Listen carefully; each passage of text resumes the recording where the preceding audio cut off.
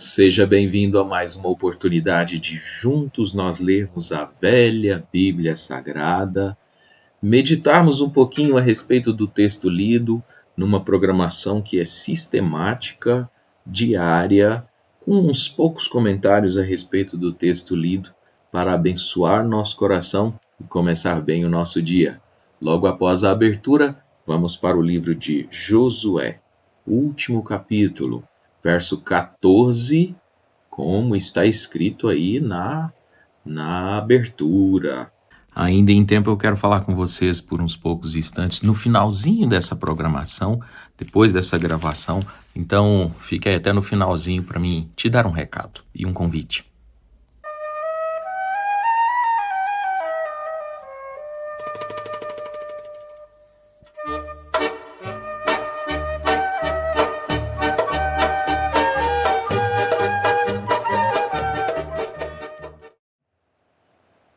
Pois bem, nós estamos terminando a leitura do verso do livro de Josué, no capítulo de número 24, que é o último capítulo do livro. Começamos nossa leitura hoje no verso de número 14. Tenho aqui um subtítulo escrito: Escolhei hoje. Esse texto é um dos mais belos de todo o livro de Josué, porquanto fala diretamente conosco em várias ocasiões da nossa vida. Portanto, se você está pronto, vamos ler a leitura desta manhã. Agora, pois, temei ao Senhor e servi-o com sinceridade e com verdade, e deitai fora os deuses aos quais serviram vossos pais, além do Egito, além do rio e no Egito, e servi ao Senhor. Porém, se vos parece mal aos vossos olhos servir ao Senhor, escolhei hoje a quem sirvais, se aos deuses a quem serviram os vossos pais, que estavam além do rio, ou aos deuses dos amorreus, em cuja terra habitais. Porém, eu e a minha casa serviremos ao Senhor. Então respondeu o povo e disse: Nunca nos aconteça que deixemos ao Senhor para servirmos a outros deuses. Porque o Senhor é o nosso Deus. Ele é o que nos fez subir, a nós e a nossos pais, na terra do Egito, na casa da servidão, e o que tem feito esses grandes sinais nos nossos olhos, e nos guardou por todo o caminho que andamos, e entre todos os povos pelos meio dos quais passamos. E o Senhor expulsou de diante de nós a todos estes povos, até o amorreu, morador da terra. Também nós serviremos ao Senhor, porquanto é o nosso Deus. Então Josué disse ao povo: Não podereis servir ao Senhor, porquanto é Deus santo, é Deus zeloso, que não perdoará a vossa transgressão, nem os vossos pecados. Se deixardes ao Senhor e servirdes a deuses estranhos, então ele se tornará e vos fará mal, e vos consumirá de vós, depois de vós ter feito o bem. Então disse o povo a Josué: Não, antes ao Senhor serviremos. E Josué disse ao povo: Sois testemunhas contra vós mesmos de que escolhestes ao Senhor para o servir. E disseram: Somos testemunhas. Deitai, pois, agora fora aos deuses estranhos que há no meio de vós, e inclinai o vosso coração ao Senhor Deus de Israel. E disse o povo a Josué: Serviremos ao Senhor nosso Deus, e obedeceremos à sua voz. Assim, naquele dia fez Josué aliança com o povo, e lhe pôs por estatuto e direito em Siquém. E Josué escreveu estas palavras no livro da lei de Deus, e tomou uma grande pedra e a erigiu ali embaixo do carvalho que estava junto ao santuário do Senhor. E disse Josué a todo o povo: Eis que esta pedra nos será por testemunho, pois ela ouviu todas as palavras que o Senhor nos tem falado. E também será testemunho contra vós, para que não mintais a vosso Deus. Então Josué enviou o povo, cada um para a sua herança.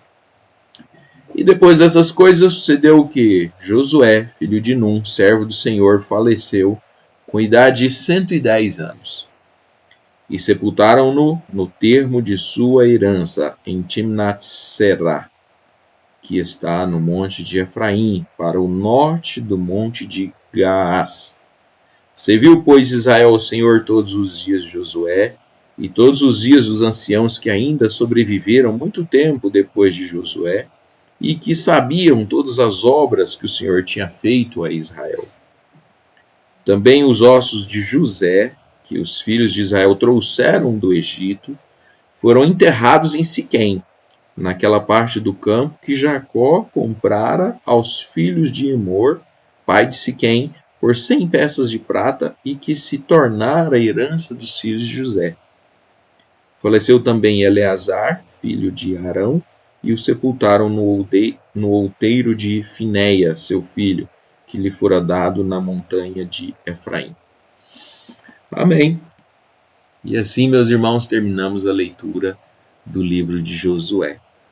Mais uma vez eu me regozijo porque, mesmo parecendo que foi uma leitura lenta, de pequenos trechos todos os dias, mas, em contrapartida, foi uma leitura bastante rápida, pois começamos há pouco tempo o livro de Josué e agora estamos terminando. Vamos aos comentários. Aqui nós temos um tema no verso de número 14, que é a escolha. Josué propondo para o povo quem eles querem seguir. A primeira parte do capítulo 24 é um resumo da história, desde Abraão, aliás, antes, o pai de Abraão, até a data presente em que Josué estava falando. Então é história. Mas a partir do verso de número 14, que lemos hoje, aqui nós já temos uma outra coisa, já é a proposta de Josué para os presentes, as pessoas presentes, para daqui para frente. E é claro que a história nos leva a pensar no passado e também olhar para o futuro. E falta muito no nosso dia a gente parar para lembrar dos feitos, dos acontecidos passados e planejar o futuro. E esse é um bom pensamento para quando você perder o sono. Lembrar do passado e tomar atitudes para o futuro, fazer planos. E Josué fez isso com o povo e propôs para eles. Uma coisa bonita é que Josué, num versículo que a gente coloca até mesmo em quadros, em destaques na nossa Bíblia e até na parede da casa. Eu e a minha casa serviremos ao Senhor. Esse verso ele é por demais bonito e comprometedor também, porque é um voto, né? Eu e a minha casa serviremos ao Senhor. Essa é a minha escolha. Esse é o final do verso de número 15. É a última parte do versículo. Eu e a minha casa serviremos ao Senhor. Bem-aventurado o marido que pode falar e receber apoio da esposa e dos filhos. Bem-aventurada a família que consegue fazer isso. Mas até mesmo famílias que não conseguem, há homens, mulheres que individualmente diz para ele: eu e a minha casa, e a minha vida e o meu corpo servirei ao Senhor. E você pode viver num ambiente em que não tenha nenhum favorecimento para você ser um cristão, mas ainda assim Deus te dá a capacidade de você criar um mundo para você dentro da sua casa. Você, aliás, é um pequeno Deus. Você cria uma atmosfera, um mundo, entre aspas, para você. E aí você e a sua vida servem ao Senhor. Então essa mensagem ela é bastante ampla, muito bonita e precisava ser destacada. Agora chegamos aqui que Josué disse: deitai fora os deuses estranhos que há no meio de vós. É muito esquisito a gente ler e ainda imaginar que Josué ainda precisava pregar tal coisa, recomendar tal coisa de um povo que já tinha tido tanta experiência com Deus, para ainda ter no meio deles deuses estranhos. Talvez alguém vá argumentar que esses deuses estranhos é porque os inimigos, as pessoas que ainda ficaram, que eles não conseguiram expulsar do meio deles, a exemplo dos gibeonitas, que se tornaram rachadores de lenha, pegadores de água, e talvez eles tivessem em si, dentro de si, nas suas culturas, deuses estranhos, ídolos para adorar a Deus. Mas também convém a gente pensar do outro lado também. Será que ainda, depois de tudo isso, ainda havia deuses estranhos no meio do próprio Israel? Então, não se admire e não se escandalize se você o encontrar. Porque aqui encontramos Josué dizendo no verso de número... um desses versos aqui, eu não me lembro qual foi que nós lemos, o verso de número 20 poderia ser: ele se tornará e vos fará mal, deuses estranhos, e tirai fora os deuses estranhos. Assim, é o verso 23, está aí, para você que está acompanhando com a Bíblia aberta. Então, isso aqui me deixou meditativo pensar: deitai fora, pois agora fora aos deuses estranhos que há no meio de vós, inclinai o vosso coração ao Deus de Israel. Que há no meio de vós. Se ele estivesse falando assim, dos vossos vizinhos, não se achegai a eles e tal, e servir ao vosso Deus, mas ele disse: no que há no meio de vós. Olha, arrependimento, ele precisa ser acompanhado de atitudes, viu? Eu sei que cada cristão, ele se arrepende todos os dias e confessa. Ele precisa orar confessando suas faltas todos os dias, para que Deus realmente apague seus pecados. E todos os dias nós precisamos disso, de confissão, arrependimento, pedido de perdão. Mas precisa ser acompanhado de mudança. Sem mudança, não valeu nada o pedido de perdão para Deus. Não valeu nada. Quando li aqui as letras miúdas da Bíblia, me levou para Gênesis capítulo 35. E esse comentário tem um sentido que eu estou falando aqui. Pois no Gênesis capítulo 35, Deus aparece para Jacó. Bem lá atrás, nós estamos em Gênesis 35. Deus aparece para Jacó e diz assim: faze ali um altar, vá até Betel, faz ali um altar ao Deus que te apareceu. No verso 2, tirai os deuses estranhos que há no meio de vós. Deus dizendo para Jacó. E Jacó disse para a sua família, no verso 2, Jacó, a sua família e a todos os que com eles estavam: tirai os deuses estranhos que há no meio de vós, e levantamo-nos e subimos a Betel, e ali farei um altar. E no verso 4, então deram a Jacó todos os deuses estranhos. Pasmem, gente, que ainda havia no meio da família de Jacó. Aqui Jacó já está bem avante, ele já tinha fugido da presença de Esaú, e ainda havia deuses estranhos. Aí lá no verso 7, e edificou ali um altar e chamou aquele lugar de Em-Betel, porque Deus ali se lhe tinha manifestado quando fugia da face de seu irmão. Então, é curioso como ainda havia deuses estranhos no meio de Israel, já na história de Josué, depois da conquista da terra. Ainda havia deuses estranhos na família de Jacó, muito tempo depois de ter um contato direto com Deus, ter visto a Deus. Olha, de novo, arrependimento requer mudança, ou então não demonstrará mudança. A lágrima de arrependimento, sem ação, ela nada mais é do que remorso. Remorso não muda ninguém. Remorso foi o que Judas Iscariotes sentiu. Foi apenas remorso. As lágrimas dele e o arrependimento dele foi no sentido de remorso. Remorso. O de Pedro foi diferente. Os dois erraram, os dois negaram a Cristo, os dois falharam, mas um alcançou graça e outro não. Então, isso atinge a cada um de nós. Essa palavra atinge a cada um de nós. Precisamos de mudança. Arrependimento acompanhado de mudanças. Quando você levantar daí onde você está, da fase em que você está, mude, irmão. Nem que seja 1%, nem que seja uma pequeníssima porcentagem, mas mude.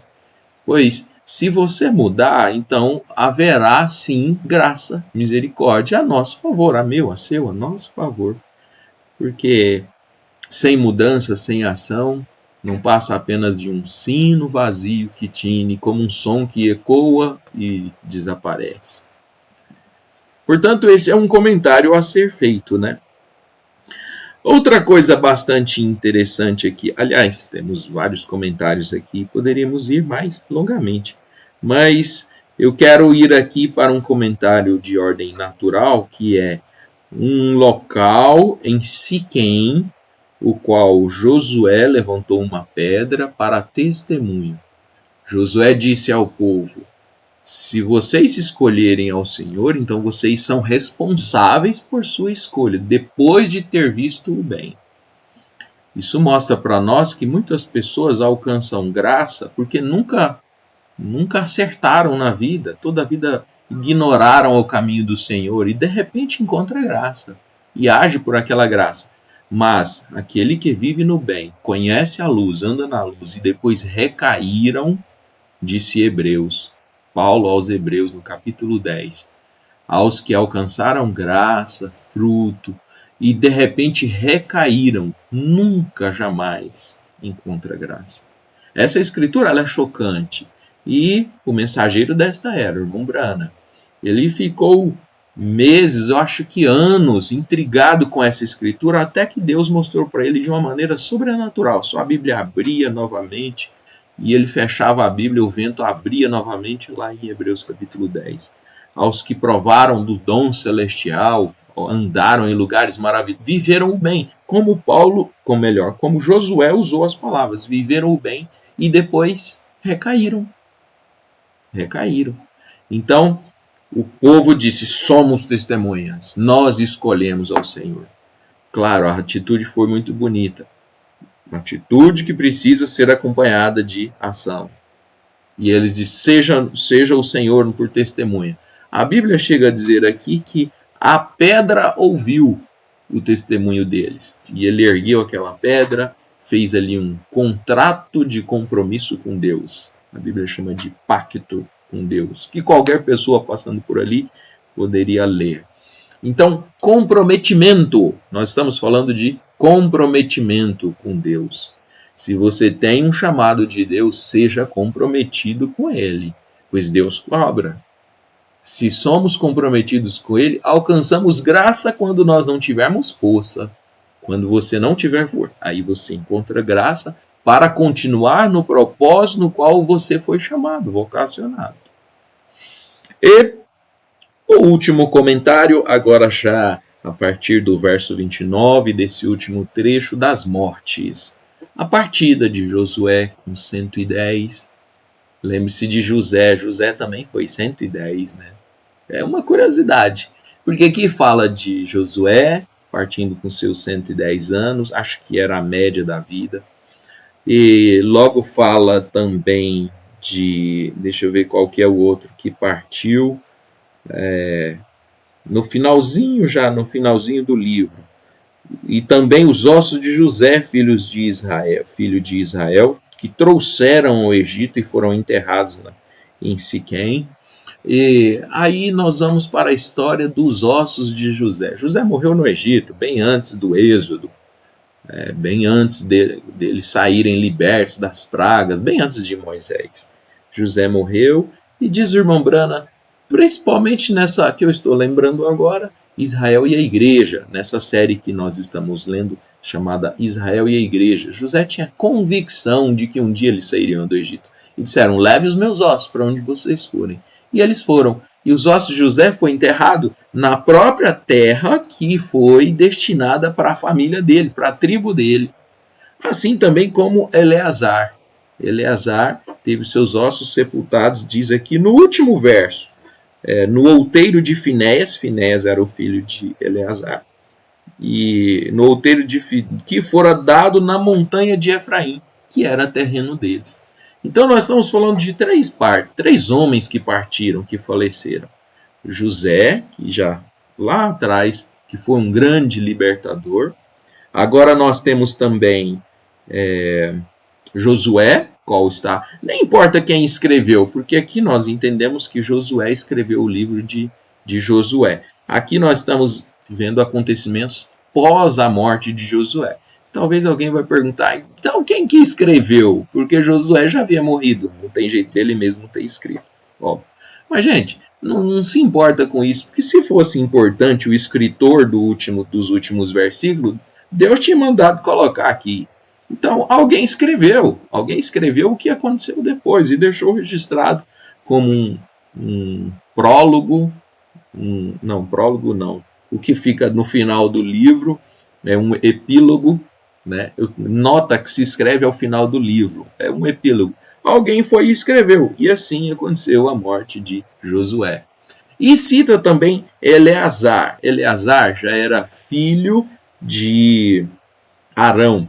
Arão era sacerdote, sumo sacerdote, Deus o escolheu.